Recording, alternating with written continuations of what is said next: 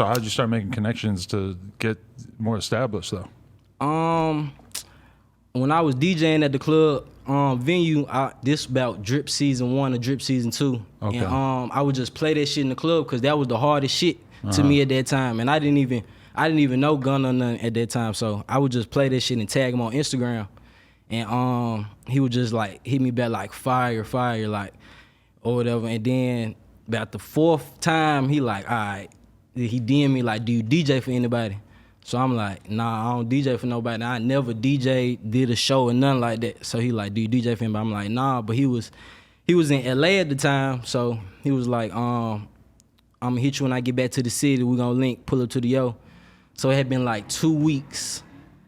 And I hit him again. I'm like, yo, what up? Like, where you at? And he like, damn, I'm still in LA, bro. I ain't even came back yet. Like, so I just kept playing this shit in the club, and we linked like one time. I put him to the studio on some shit and just smoking, cooling and shit, regular shit, like nothing too major. Then about a week later, he went on tour.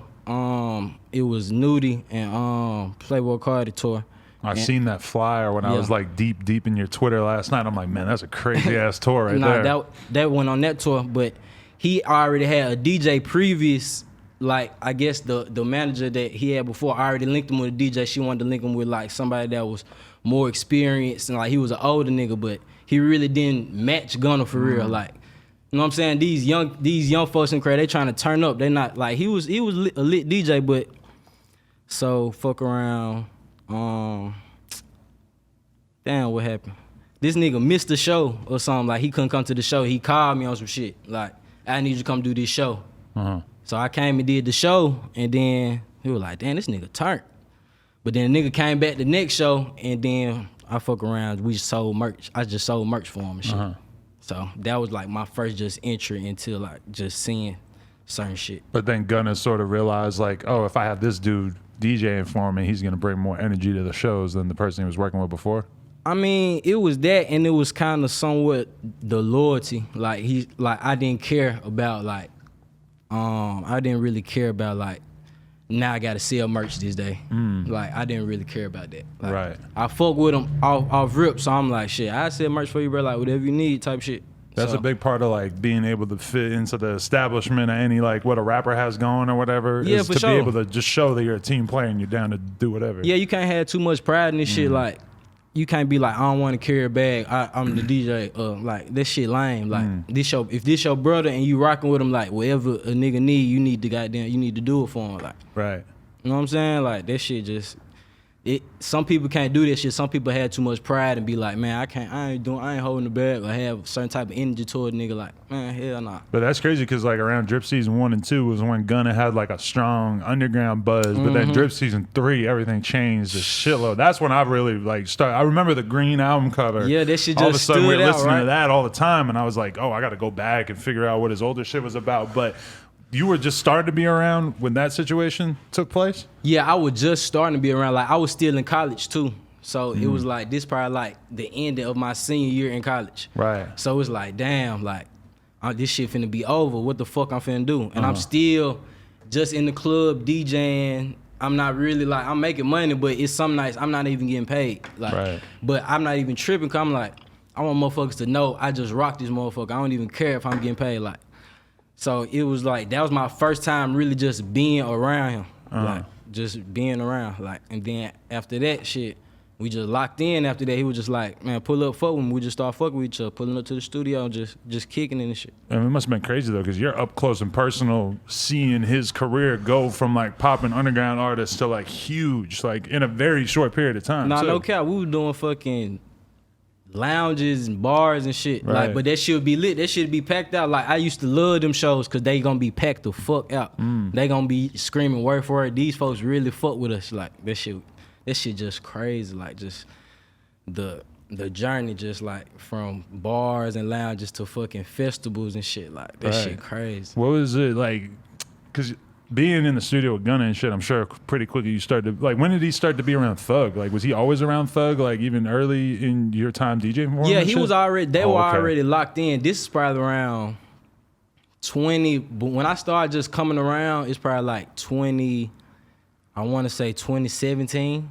That's when I just start just coming around, like 2017. Like around that time. Yeah. And so did that blow your mind being around somebody like Thug and shit? And just... Yeah, cause it's like it wasn't like it blew my mind like damn, bro, I want to take a picture with you. But it's like, nigga, you in the room with these folks, you shouldn't even act like that with these people. Like, right. But I grew up listening to Thug. Like, I used to go like when I'm in Memphis listening to Thug, niggas be like, bro, what the fuck? Like, some niggas fuck with, they be like, bro, what the fuck you listen to? Like, bro, this man's a fucking genius. You fucking tripping. This man's a fucking genius. Yeah, like, I mean, there's certain rappers that I feel like you just got to be able to give somebody a pass on taking a picture with. Like, Thug knows that he's one of the most important rappers of our generation, and everybody he runs into is going to be a fucking huge fan. But I'm just coming around him, so I'm not knowing his vibe. I'm not knowing a nigga vibe, so I'm not just going to approach no nigga on no shit like that. That's just lame to me. Definitely, like, that's just lame. Yeah, because you want them to think of you as a homie more so than like a clout chaser. And a lot of times when you're around somebody for the first time and they are all trying to be awkward and get a photo too early and shit, and you're kind of like,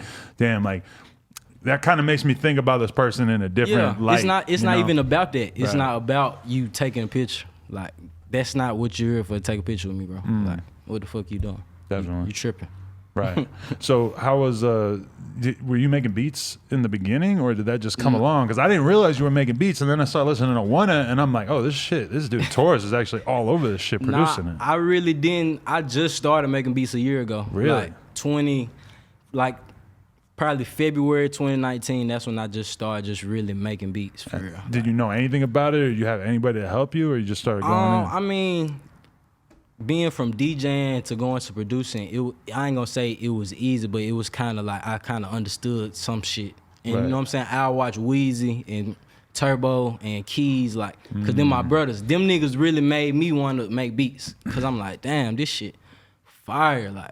Nigga just sitting there like, when Weezy make a beat, that shit like a movie. Every time he make a beat, like, that shit be crazy. It's actually crazy to see how far Weezy's come even in the last couple of years. Nah, he the fucking wave for real. Yeah.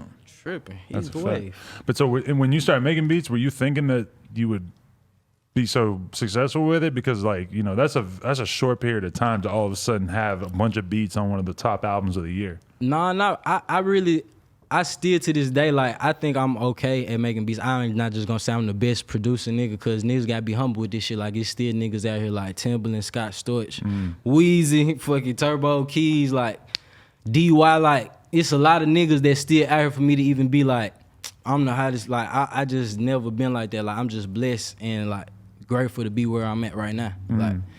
Like, that shit just, I feel like they take away from your blessings when you think a certain way and you act a certain way. Like, that shit take away from your blessings. Right, but there's certain, like the beat for Skybox. You just play that around him and just hope that he sees the vision of it that you had? I mean, previously, before we did Skybox, we probably had like 5 or 6 songs. But all of them were good. Like, we made Sun came out before we made Skybox. Okay. And that shit just... Skybox is a movie. A feature film. It's just like a Broadway play. That shit, we made that shit in Jamaica. You know, you seen the documentary, right? Yeah. Like we was in Jamaica just making shit. So it was some that made me just get up that day. Like, I got up like 7 or 8 o'clock that morning. Just got up early as fuck. And when I get up, whenever I touch my computer, whatever the last beat I just did, I go play it again just to reset my ears to see what the fuck it sound like. So I had just finished up Skybox. So he fuck around, came, he just wake up out of nowhere, just, know what I'm saying? Like, nigga just, like, geeked out. Like, it's 8 in the morning, bro, but we got the fucking sun coming up. We got the doors are open, like, so it's like, this was just the vibe in the room, like, and he just recorded that shit. He went and rapped on it right away? Right away. Wow. He recorded that shit right away, like, Flo, get up. Like, our engineer Flo, get up. Like, come on. Right, record this shit, and we recorded. We like, hold on, you might get some, cause we had did 4 or 5 songs already, but that was cool. Right. Like that were fire songs for me to just not be making beats, but I still in my soul didn't feel like I really don't got a song like that can be on the album, or you know what I'm saying? Right. So we just keep listening to that motherfucker.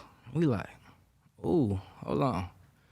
About the 3rd, 4th day, we still listening to the motherfucker like, ooh, shit, this one the motherfucker right here. Then goddamn, that just brought the whole Wunna thing together. It's like that just created the whole vibe that we were trying to bring to the table with the one album. Right. So that shit just like, oh my God, like, nigga, this one of them ones, this just one of them different ones. And that's when I felt like, ooh, I might have me some.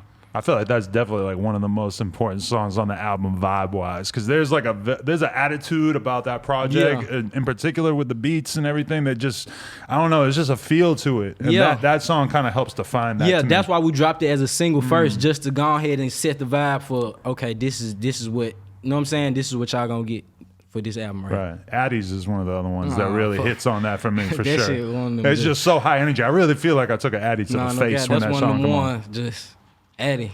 Addie.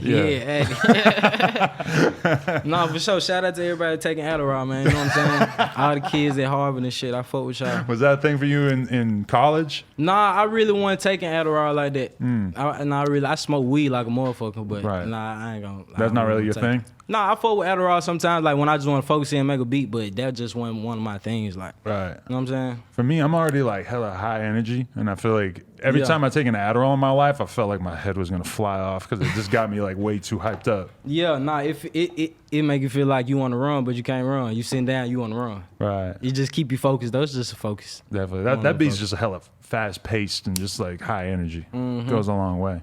Another classic interview in the books. If you guys enjoyed this, make sure you like, comment, and subscribe, and head on over to nojumper.com to support.